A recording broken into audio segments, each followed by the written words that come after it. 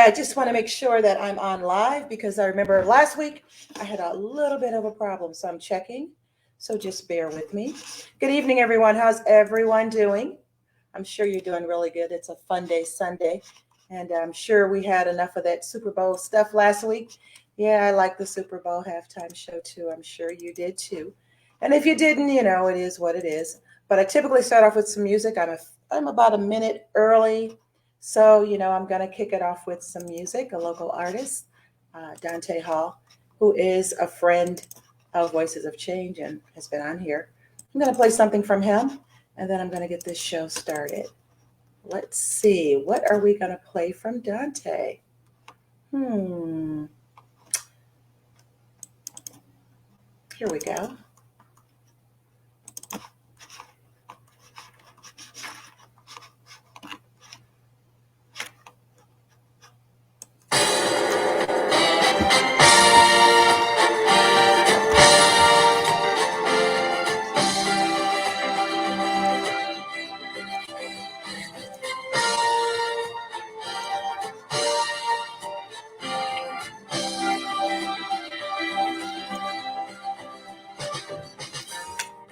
What about my love? Seems you have forgotten love. I do believe that something went wrong somewhere.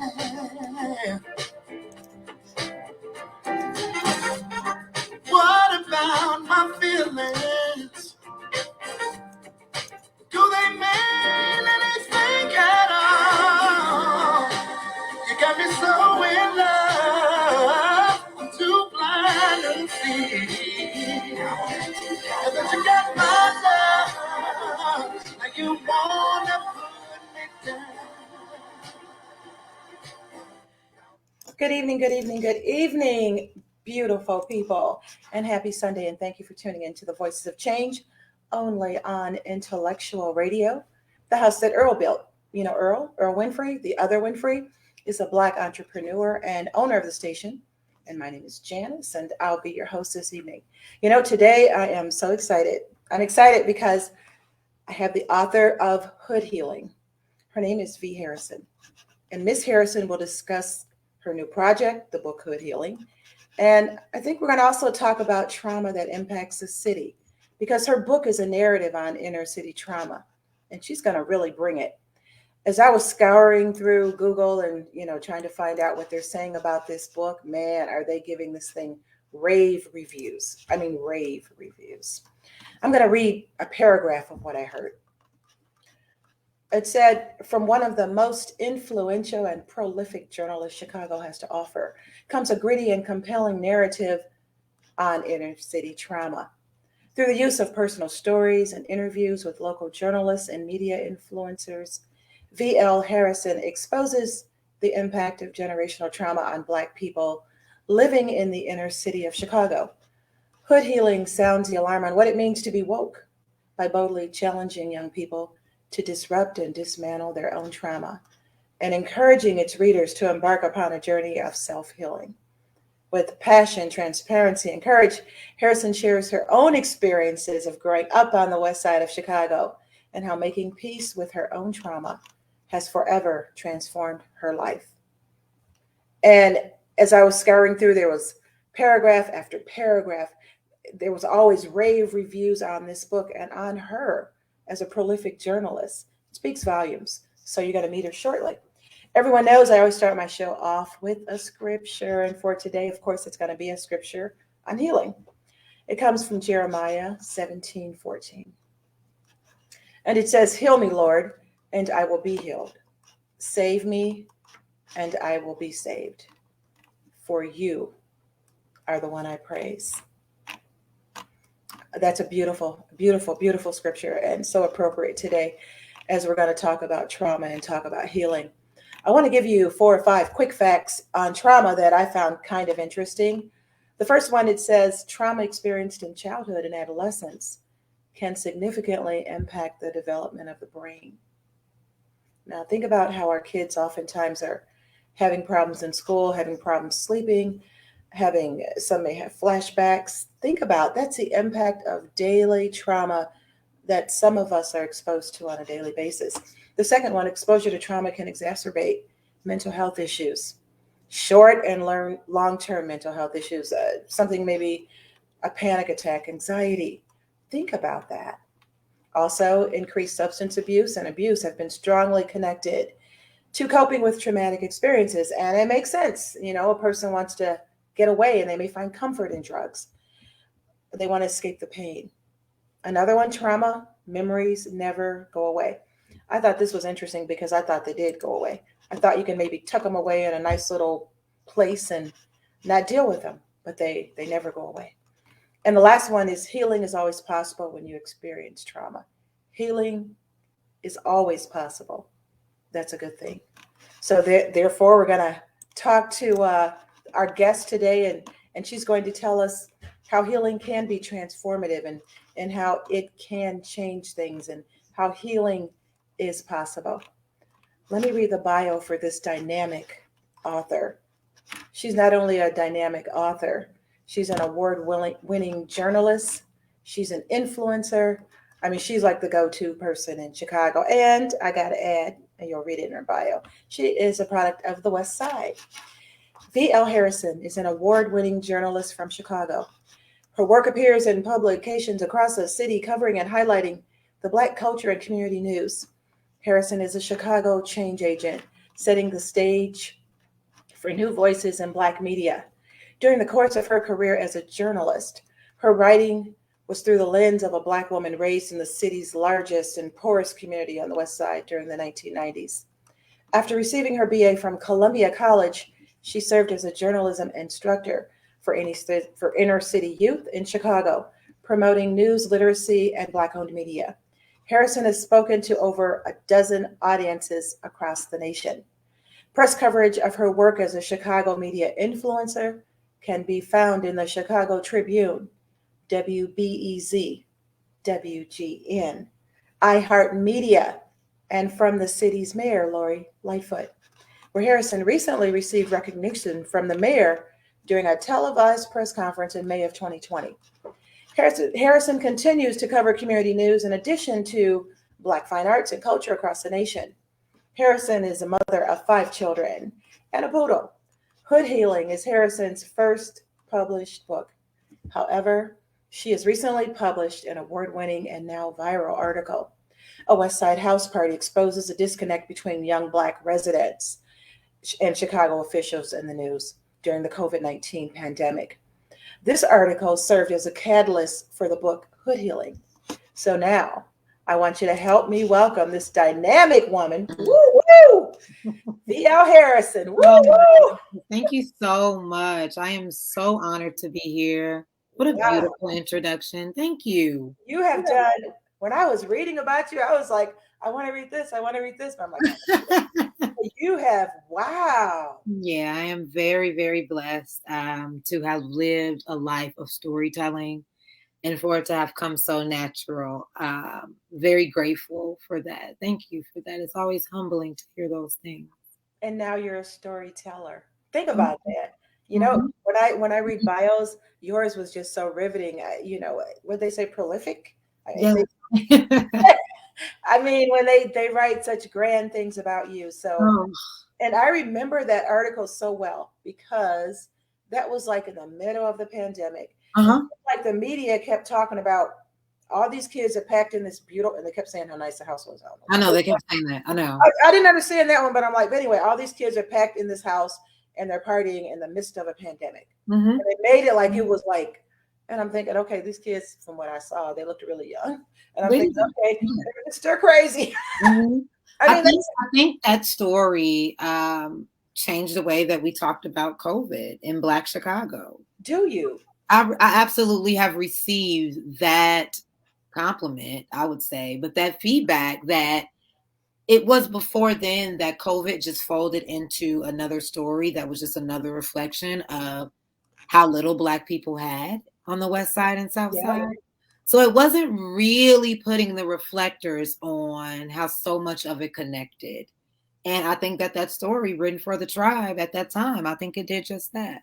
So thank you for It was an awesome story. I remember it. I didn't remember you being the author because you're listening to the story. I read the story and I'm like, wow. But I didn't know. It's an honor. It's an honor. You're the one who wrote that, and I'm sure anybody within earshot remember that story because they played it over and over. Oh my God, that story still rains down today. Yeah, it's like wow. Thank Yeah, you. so you're causing paradigm shifts right here in the city. Interesting. That's good. Okay, we're going to start with the interview. Normally, I do a new segment, but I knew after kind of reading things about you that there's a lot of stuff to go over. So I wanted to devote the whole hour to you. Thank you. So let's get going. It's just going to be laid back. If there's something that you don't want to talk about, no worries. We won't have to talk about it. You probably won't have to worry about that, but okay. Some people say, I don't want you to mention this. I don't want you to mention this. Anyone who is on, please make a comment and say hello to my prestigious guest, V.L. Harrison, influencer. Man, they got so many names for you. But anyway, what inspired you? I mean, because you're a journalist, so it kind of makes sense. But what inspired you to start writing? Were you always a writer as a child? You know what I was? I told my mother when I was 8 years old that I was a writer. Oh my God. She looked down at me and she said, I know. And I just knew it was one of those things where school was a technicality. I had to go. Right. I knew what would come of it, and I knew that it would be a career goal for me. I think hood healing, though, comes from a deep sense of pain. I believe that hood healing is my ode to the city. It is a love story. It is a hate letter. A love story? Oh my gosh. I do love Chicago. Oh yeah. Okay. I mean, when you're in the city and you're a part of it in the way that I grew up as a part of Black Chicago, there's so many things to love. There's so many things to hate too, though. All of those stories were really deeply inside of me when I was a child. All of those stories were very much a part of my life. And so hood healing is a compilation of stories from Chicago kids who talk about their trauma in Chicago. And I relate that trauma personally in their own stories to trauma. I relate that to ancestral trauma and how we are living out Black people on plantations, 16, 19 and on, right in the streets of Chicago, because that trauma has never died down. And the generation, being mine and yours, are still reaping from the traumatic seeds sown by our ancestors' pain. Wow. Yeah. I mean, I think anybody and everybody would have to agree with that. That it originates there, and it is manifested itself because of that. But do you think any of this is kind of self-inflicted at all? You know what? I believe that it is, and I believe that is the only thing that media and society and community highlights.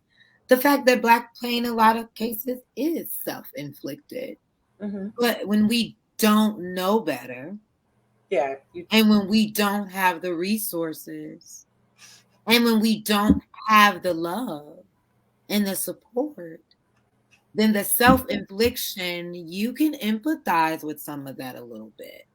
As you mentioned, I absolutely love how you opened up with this trauma lesson. Thank you for doing that. I was kind of surprised when I was looking it up because I always thought trauma, you could kind of black it out. I think everyone's had some kind of trauma, particularly living here. But I thought you can but it does come back sometime.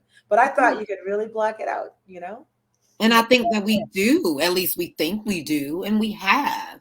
And so have our ancestors, and so have our grandmothers, and our mothers, and our fathers, and their fathers. And that's exactly what hood healing sort of reveals, like this idea of suppressing these things. I'm not talking about what happened in Mama House. Right. Because that's just not what we do. The secrets. In Black families, to tell the truth outside of the house is very taboo. Oh, yeah. And hood healing is storytelling from journalists who often tell other people's stories, but we're telling our own stories. And so that in itself is very odd type of storytelling. Mm-hmm. But this idea that we can't talk about certain things and that there's this shame behind sharing. And so hood healing really brings to peace that pain, and really connects it to what a lot of our history books and a lot of our curriculum in today's school don't want to bring forth.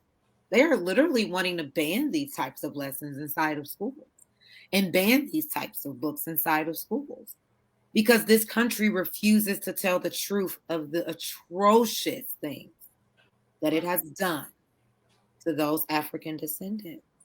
And continue to do. Yeah. Absolutely. It is a continual cycle that we are okay with being hushed about. Unfortunately, I haven't read the book yet, but when I first saw it, I thought, okay, hood healing, it's probably about families that have been part of violence or something that's happened traumatic. But as I was looking on Google and I was kind of hitting the book and getting different opinions of it, you actually talk about a wide range of trauma. You literally talk about trauma walking down the street and being black or driving black, or you talk about the whole gamut. That's deep. Yes, it was deep. I want to acknowledge Joyce. She just said hey to us. Hi, Joyce. She's on. Thank you for being here. Yeah, I go through very personal experiences in my own household. And there's levels to this, right? My trauma isn't necessarily your trauma. What I've internalized could be very much different than the things and the pain that you've internalized. The way that I've suppressed it could be very different in the way that you've suppressed it. However, Black folks don't have a place to lay that pain, you see, because in inner city Chicago, in most cases, our health facilities and our mental health facilities have been and are constantly being shut down, along with many of our inner city schools, predominantly Black and brown schools. I've covered it a lot. And being a community journalist, I have been on the front lines of a lot of this disparity, right?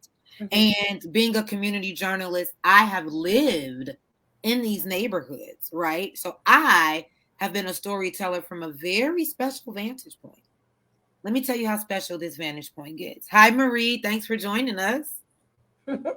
This vantage point is so special because just a year ago, this time I lost my only brother to Chicago violence. My only brother, the oldest of 6 children of my parents, 6 bullets. 10 bullets. I'm sorry, I quoted that wrong. 10 bullets in the morning on Super Bowl Sunday. And what's important to know is that when you're that close to trauma, it's almost like, wow, this can happen to me, right? But then life goes on, and this trauma just compounds with other things. And so as I was preparing to write Hood Healing, my brother was somebody that I was sharing those thoughts with. This happened, this idea manifested before I lost him.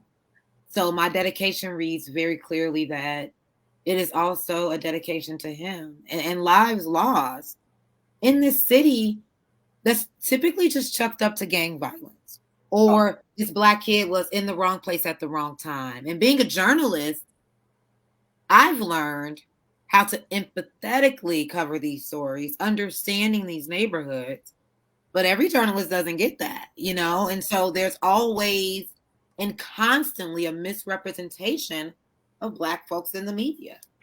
And that makes it hard to heal and mend your pain. I have to give a shout out, and I only have to give a shout out because I'm involved with it.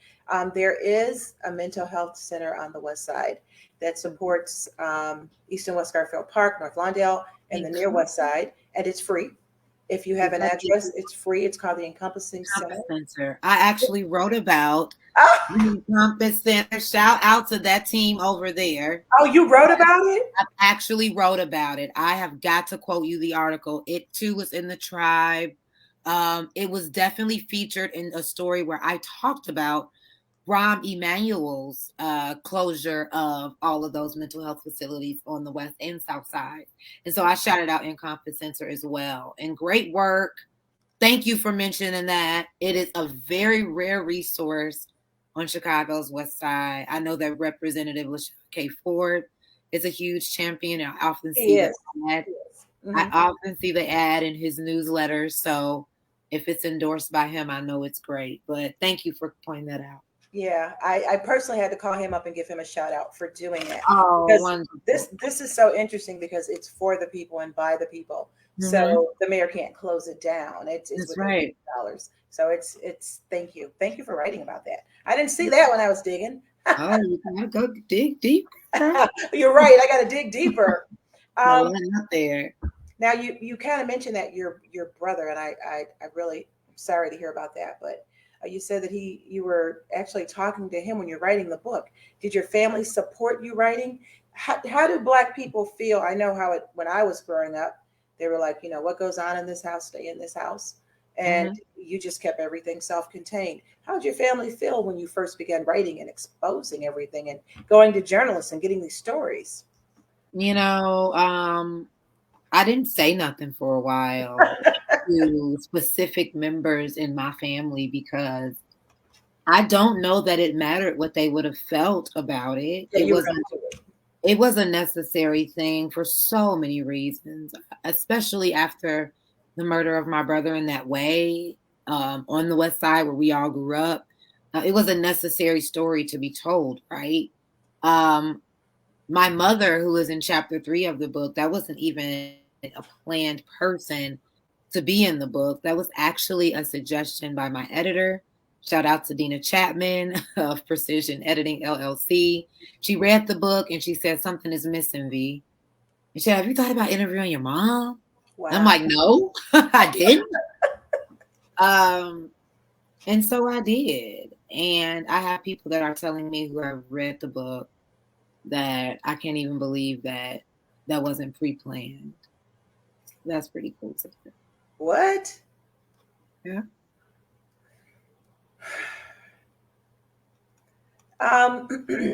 Was this your first book that you wrote? You know what? My mom often likes to tell the world that this is my second book because when I was in the third grade, girl, my mom will not let this story go. She goes to every book talk, going up on the podium, telling people that this is my second book. Okay. She won't let it go. And when I was in third grade, I was in one of those young author programs, okay? And they published my book for me. My mom tells the whole world that was my first book. She's right. Good Healing is my very first book as a professional writer. But your mom is actually accurate. It is your second book. Congratulations. You look at it. Do you have a sequel coming from Hood Healing? I'm sure. Oh my God. I absolutely am working on something very special. It's a secret, but I will say this. I knew it. It would be, it's going to be something catered very specifically to the younger crowd in a special project that I'm doing that is an uproot from Hood Healing.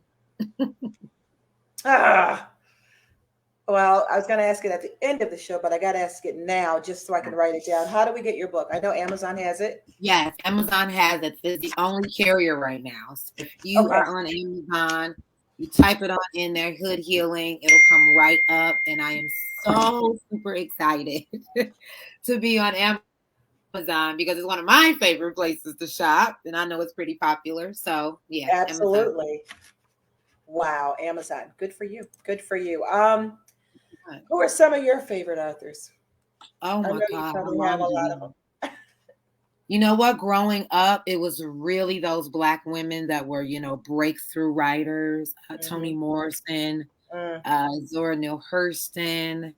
I read an awful lot of Alice Walker. I was really into poetry, Maya Angelou. My mother bought me a lot of journals and a lot of books. My gosh, she poured into me something amazing. And she knew. Yeah. She knew. She definitely, her and my dad was very adamant about gifting me a journal every Christmas. And every single time a holiday or a birthday rolled around, I was getting some type of a book, a poetry book or something. I absolutely love poetry. I just remember being obsessed with magazines and how my grandma Ruth would keep Jet and Ebony around on the table and the magazine racks. And so that kind of lended itself to my love for, the glossy, pretty stuff. Yeah.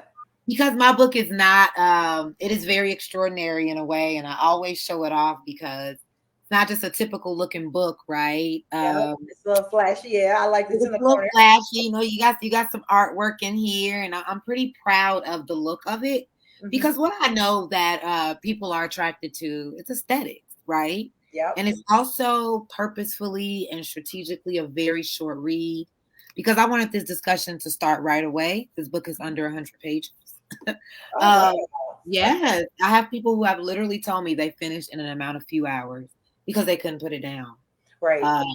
And I'm really hoping that this book goes beyond just starting a conversation, right? Because I'm a doer. And as of late, there are so many local organizations and local elected officials who are looking to partner with me and do pilot programs and initiatives that would really benefit the healing of the hood. And so I got friends calling me the hood healer. That's a good name. It's an action item. To heal the hood is a constant action item. And you have to be in the heart of what is happening. Someone that is respected, someone that is smart enough to maneuver the streets and maneuver the media. As a journalist, I have had the ability to do that. And as a native of Chicago, I've had the ability to be immersed in the hood. There's no better person to tell these stories than the people who have lived these stories. So shout out to my forward author, Donald T. Pungo. He's an MTV News show host. Shout out to my mama, Sandra Harrison. Absolutely. Mama made the book. Shout out to Sylvia Snowden of Can TV. She's a TV producer. Evan F. Moore, former Chicago Sun-Times reporter, and now the press secretary of Chicago Public Schools. Nate Thompson, who is the co-founder of True Star Foundation, a youth foundation for up-and-coming media professionals. Gerard McClendon, Emmy Award-winning journalist, a huge cheerleader of mine. I'm so grateful for him. It has been amazing writing and producing alongside such brilliant people, and interviewing even my own mama and feeling like I am meeting her all over again. And talking about these traumatic experiences and how personal those things are. Your mother really poured into you, but you have such an extended village of greats. I mean, the names that you named, if I know half of them and I'm not into writing, these people, wow. You always go back to your mom and your dad. She really had an influence on you, on your writing. Yeah. She knew. Yeah, she could probably tell that's why she talks about your second book. That's exactly right. She planted a seed early on, and she knew, there were times, very dark times, growing up, domestic violence relationships and custody battles with my own children, things that I've experienced, and still, I never veered from this goal and this life. Just understanding at a very young age that Black people's history was stolen. And the importance of documentation and the importance of telling stories as a Black person and being someone that people read and trusted. It just meant so much to me. It always will. It always will. How does writing make you feel when you have the power in your hands and the pen to write something like this and possibly change and transform people? There's a very huge sense of vulnerability. I only talk like I'm brave all the time. I'm not. It is a very, we go our entire lives, especially Black people. It's also a part of, talk about what happened in Mama House. But this whole, I don't care what people think about me, we do. And I think that the sensitivity and the rawness of what I told, it makes me very vulnerable. But I know that that is the very vulnerability that can change somebody's life, and make them look at their pain and their journey to healing very differently. But it's also very free and strengthening to be able to share and say things I know are very unusual. And in most cases, you're sworn to secrecy. It is very free feeling to share in that way for that reason. Does your book touch on sexual trauma with women also? Oh, women and men. Absolutely, it does. Oh, okay, And it does. I won't do it too much of a teaser, but it I'm just so curious. does. Okay. Everything that you would consider that's typically a secret in Black families. Incest, sexual trauma within our own families, trauma abuse from our own parents, from their parents, hand-me-down whooping techniques, and learning to be a whoopings and give whoopings because we got whoopings. Creating. I got to stop you right there because I have a question. So, do you believe in whippings or spankings? I used to, but you don't. I believe in whoopings right up until whoopings landed me in court. In court? Would you believe that? I'm gonna have you read the book. Would you believe that there are descendants of white slave owners who are now judges and public defenders and attorneys who now are making laws for Black mothers against whooping their children? A taught behavior, may I add, from our ancestors. I'll have you read the book. I will have to. I mean, I don't believe in trying to kill a kid, but I do believe in discipline. Absolutely. And I believe in spankings, and two kids aren't the same from the same family. Some of them may need to be anyway, whatever. But it is something they say that's carried over from slavery when we were whipped, and that's how we learned, and that's passed. Okay, so you titled the book Hood Healing, and I asked the question of why did you title the book, but as you're talking, that's a moot point. It's hood healing. Yeah. In your book, do you talk about actually how to heal? How people heal? I do. One thing about this book, again, is a conversation starter, sure, but also doing. What are we going to do about it? So in a lot of cases, in my very final chapter, chapter 5, I'll talk about specific things that individuals and neighborhoods and communities can start doing. It's a solution-based book because I knew that just tooting my own horn and complaining wasn't hood healing, right? That was just hood talking, right? Hood interviewing. And I know and understand verbiage. Healing is doing something. So what are we going to do about this, right? Mm-hmm. I'll talk about the need for people to be very proactive inside of their homes and rethink themselves and how they think of their children and how they raise their children. I'll talk about the need for education inside of schools, telling the truth. Not saying that Toni Morrison's bluest eye in the history in that book is a threat to your white child, but saying that despite your white child being uncomfortable about this, this is a part of history. In addition to education, I talk about politics and what that really means in Chicago. Let's not talk about the whole world. Let's just stay home for a second.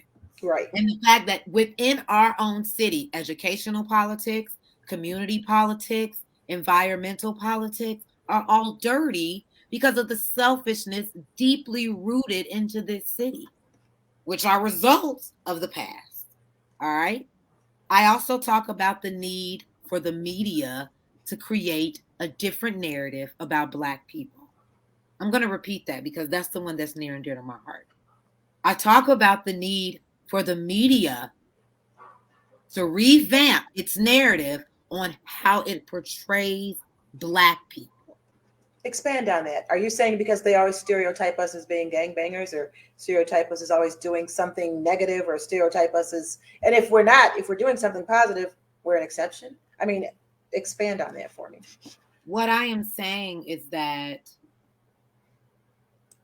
if I am 12, 13 years old, and when I turn on ABC 7, everybody doing something bad looks like me, what does that say about me? And if every time there is someone white that is harming somebody that looks like me, what type of friction does that create a young Black child with the local police? And so all of the narratives being built, and now we don't just have ABC 7, NBC, CBS, and WTTW and so forth. Now there's social media that is giving us more immediate news, and the immediacy of that news is even more inaccurate. So there's only a one-sided depiction of who I am if I'm Black. And so just recently, in my time, I'm 35 years old. In my time, am I starting to see prolific Black journalists on a Sunday night radio show with a Black-skinned, brown-skinned woman with locks. That's new. And so creating this new narrative of who we are as Black people is one of the main solutions and one of my biggest goals as a journalist, as an influencer, as a mother, as a community member. Because if we change this narrative and help young people rethink who they are, they can better receive some of these action items to begin this healing process. Because you don't understand why your neighborhood is so trashy and what that does to your psyche when you're 14, 15 years old. And if you are only 2 minutes from Oak Park, like I was growing up, and it's a world of different, it might make you grow up feeling like you're less than white people. And these are the very honest, raw, basic things that not only our local government is failing at sharing, but our federal government as well. I agree. I'm going to extend that question, because I've always had an issue with the music, because I also felt that the music had a similar impact than what you're saying that the media does. Are you also going to look at the music and how the music is impacting our young people? Gerard McClendon, chapter 2, talks very vividly about rap music and this euphoric way of thinking about violence and talking about violence and the value of life. I interviewed Gerard because he's someone that I watched growing up. He is someone that I knew reported on old school Chicago. He is someone that is the voice for people a bit older than me. And so I really needed that intellectual maturity in the book, you know? And talking to Gerard, he absolutely breaks down rap music and its direct connect to the violence in Chicago. And that's all. That's in your book. That's in your book, chapter 2. Absolutely. So you know what? I should have got this book first. Oh my gosh. You need it. I got to get you your copy. Don't you worry. I cannot wait to read that, because I've been an advocate of that for the longest, and I've been jumped on in several different ways and several different languages, cursing out and everything. But when you listen to some of the lyrics, and it's like, okay, so you're 12 or 13 and you're even younger and you're singing this and saying it over and over again. Come on now. It gets in your psyche. It has to. Absolutely. Absolutely it does. And we refuse to believe that. And then we blame the radio stations, and then we blame the rappers, and then the producers, and then the people who did the beats for the beats. And we're not like inside of our homes, like maybe my child should be listening to that. Okay. I do talk about Black people failing to hold themselves accountable. This ain't just what happened and what we've picked up from slavery. As you mentioned at the beginning, some of this is self-inflicted. Hold yourselves accountable. And you talk about that too in the book? I absolutely do. I absolutely do. It is incredibly important that pushing the message of the connection to ancestral slavery isn't just laying down the accountability for somewhere to lay it down. You know, Black people need to be accountable for the lack of education and commitment to our communities, for knowing better and doing better. We need to hold ourselves accountable. This isn't about no white man and what he did or did not do. This is deeper than that now. We are generations past that. Yeah. And sure, it's a part of us, but what we gonna do about it? What we gonna do about it? Hood Healing lays that out very clearly, what we're going to do about it. We're going to tell the truth about it. We're going to educate ourselves. We're going to demand accountability from elected officials who lie to us, lie to our children. We are going to share the necessary education in and outside of these schools, because our Black children, knowing that they were once royalty and that their ancestors were more than slaves, gives them hope. It's a true reflection of who they are. When I was in Chicago public schools, the history of Black people were slavery. And that's it. That's it. I was so obsessed when I finally learned that Africa did have riches. I went and got a tattoo. I was so obsessed when I learned about Queen Nefertiti, pyramids, tombs, how smart my ancestors were. I was so obsessed with learning that, because in Chicago public schools, Key School was named after a white slave master who enslaved my people. Wow. And across the street, they gave it credit. There was Frederick Douglass, Junior High. Thank you for acknowledging him. A runaway slave who taught himself to read and write. Yeah. One of my chapters start off and it says that they taught us the Constitution in buildings named after white men that enslaved our people. Oh, wow. Can we get honest? Marie said, ouch. Speak. This is what they don't want to talk about in these schools. I want to talk about this woman because she is such a hope to me. Her name is Nicole Hannah Jones. Okay. If you don't know her, follow her. She is the author of the 1619 Project. Nicole Hannah Jones.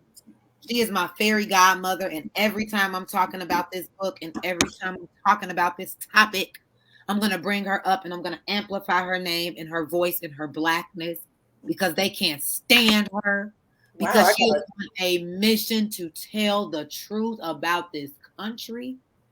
And 1619 is the year in which slaves were brought to this country. And we as a country don't want to talk about that, because that's going to hurt the white kids' feelings. That's going to create guilt. Why would we want to bring up all these issues when we are finally kumbaya? Really? We finally gave y'all a president. What is the problem? What else do you want? What y'all want? Hush, Black people. But all of this is a Band-Aid on wounds that were across the backs of my ancestors, their flesh. That is still a part of me, that anger that I was displaying out in relationships growing up. I didn't know I was so angry. That is a part of us. Not knowing when to deal with our pain, suppressing, not talking about it, not having a place to lay our grief. That is a part of us. Have you pushed this book in the school system? I'm just curious. It's on its way. Oh. I went to see Gerard McClendon the other day, and he said the same thing. He said it's time. Yeah, I think it is. Absolutely time. I have some book talks coming up. Just this past weekend, 2 weekends ago, I was an exhibitor at the Black Child. I saw that. Thank you so much.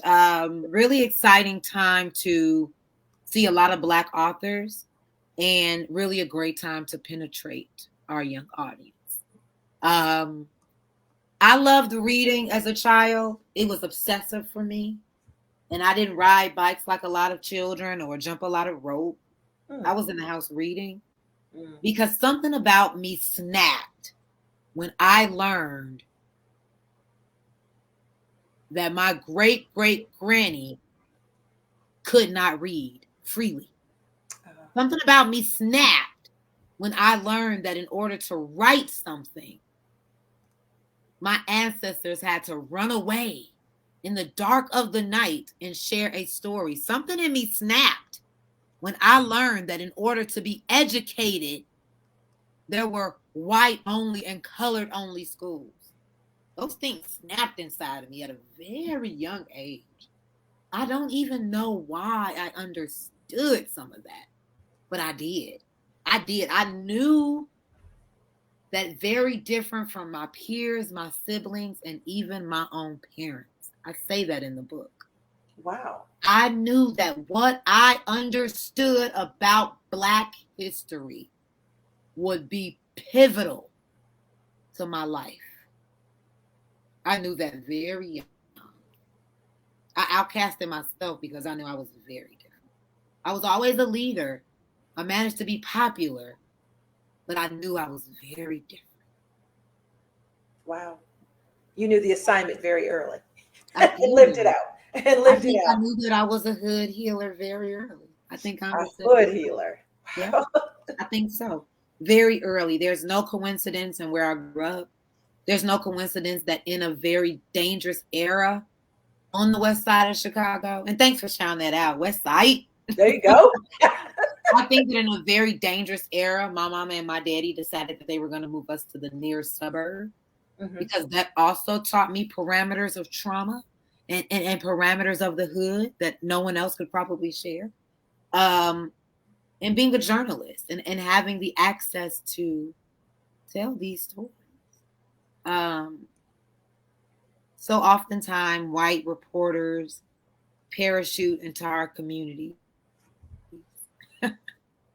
They tell it the way they want to tell it. They don't know anything about the history of Chicago.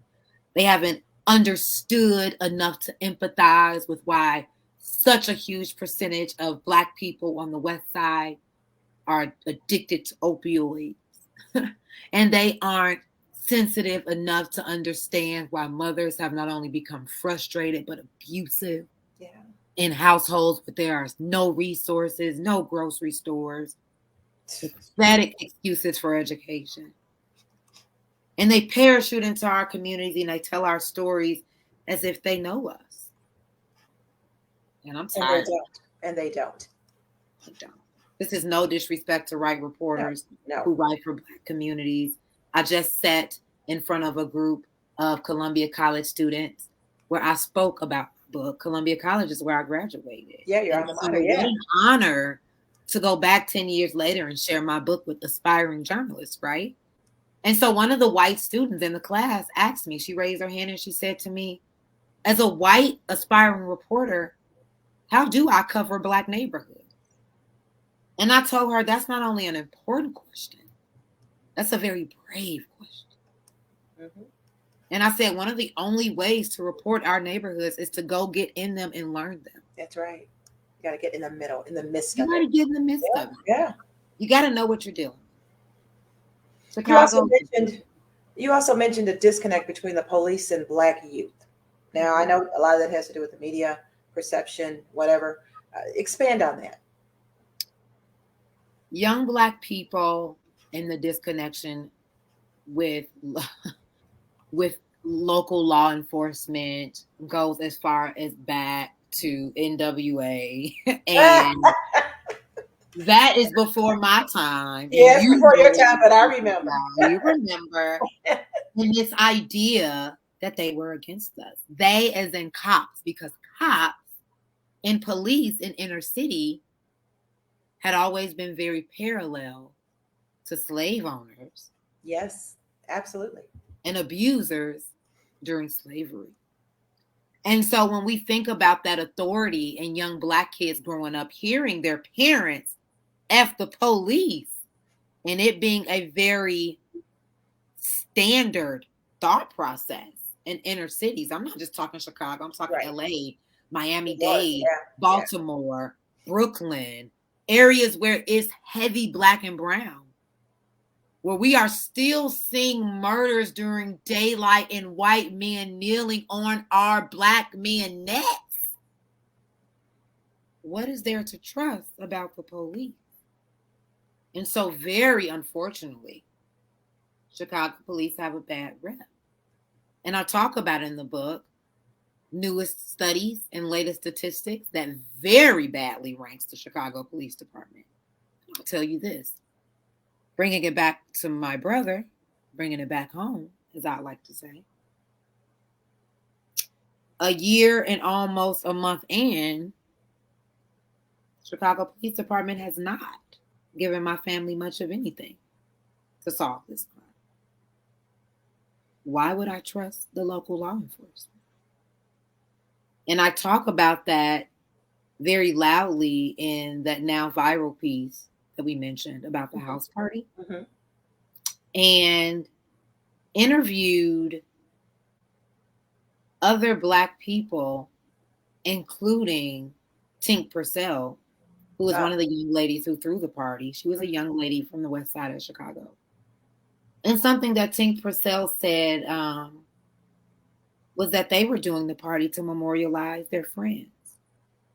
And so this narrative of not even empathizing or wanting to empathize with young Black people is another reputation of local law enforcement and even local elected officials. And so it's extremely necessary as someone with the platform to tell these stories and know the truth behind these stories that I do. Because the disconnect between the police is way before my time. And it is still a part of my time and will be a part of my children's time as well. I'm surprised no one's reached out to you to have you do seminars or do training or do something. You know? I could not even begin to tell you the amount of invites and emails. Oh, okay, my bad. It has been overwhelming, the response of people wanting to do partnerships. Shout out Free Spirit Media, Nonviolence Institute of Chicago. I'll be on some very major news outlets in the coming weeks. I won't shout those names out. I'll wait for you to see. No, at least send me something so I'll know, so I can tell everybody to look. Certainly. It is a time now, not just for talking about this anymore. And one thing that I've said in every interview, in every book talk, is that healing and trauma are buzzwords right now. It's almost like manifesting. Yes. Yeah. And I don't just want it to be a buzzword. I want it to be a do word. So you want it to be a verb. Yeah. Everything needs to be backed up with an action. So I ask people to follow not just the book and purchase your copy on Amazon, but I also ask that people follow the movement and become a part of the movement. Because as a local journalist, I understand the power of telling these stories. Stories move people. That's true. Mm-hmm. Your book is said to sound the alarm on what it means to be woke. Mm-hmm. Expand on that for us. Another buzzword, woke. Everybody was woke in 2020, and it was probably when I saw our society sleep the longest. That's true. Everybody was so woke. The deal is that we cling on to these ideas and these theories, and we don't move them. We cling on to this education, and we learn a little bit about our history, and we don't learn from it. Mm-hmm. We did not learn how to organize as the Black Panthers have. We moved on. Did you see those people Martin Luther King had out there? Masses of people. We failed to organize. We failed to be there for one another. We allow religion, culture, sexuality, and all the above to divide us as a people. Black people are or seem to be the most divided culture in this country. I agree. We can go across the street on Madison, and we have Indian families owning gas stations. We have Arab families owning beauty supplies, and our people making a living off of the backs of these people that own these things, working for other people in this country. And it was our ancestors that built this country without a thank you. And so Good Healing is ready to sound the alarm on what it means to be woke what it means to be educated on the history, what it means to connect the history to the present, what it means to act on these things. This is a book of doing, and I hope you'll get your copy. It's available on Amazon. I hope that you'll read about it. When I was at the Black Child Book Fair, I kept getting people, I just read about your book. It's such a great feeling that the message is resonating. I care less about selling copies and more about this message. Because to heal the hood is a tremendous job. It's not going to just take millennials that just talk a lot and got a lot of sass like me. It's going to take the wisdom of the older generation. It's going to take the knowledge of the youngest generation. It's going to take other cultures and races to understand the depths of the trauma that Black people from Chicago continue to live with day after day. And hood healing is a huge solution-based piece of work that not only tells stories, but tells you ways to heal yourself and your neighborhood. So when I get your book and when I read your book, I'll know some actual steps to take to be part of this movement. Absolutely. Really? Yes, you will. Yes, you will. Yes, you will. And then you'll reach out to me and you'll be like, I read this in chapter 5 about doing this. So you want to do something like this, V? And then we're going to crowd up our herd and we're going to do it. That's what because the lack of organizing is pretty much where we went wrong. I agree. I've got to continue to talk about that because as I learn history and as I look at photos and I follow photojournalists in old magazines, these ideas of groups and then gangs getting such a bad rep on the streets of Chicago, gangs that once started as groups to take care of our people, became a threat in our neighborhood. So it's now time to change the narrative about organizing as Black people in Chicago. Good healing is about to do it. Oh yeah. It's time. I am excited. I am excited about anybody within earshot. Anybody who can hear this. What I want to do first of all is share, and tell everyone that you listen to this phenomenal woman. But what I want you to do is buy the book. And she said, you heard it. She told me. She said, if you buy the book, you'll see definitive actions that you can take to be part of this movement. Now, who wouldn't want to be part of a movement that is healing our people? Who wouldn't want to be part of that? I cannot wait to read the book and get back with you and say, look, I read this and I'm thinking about doing this. What you think? How your time look?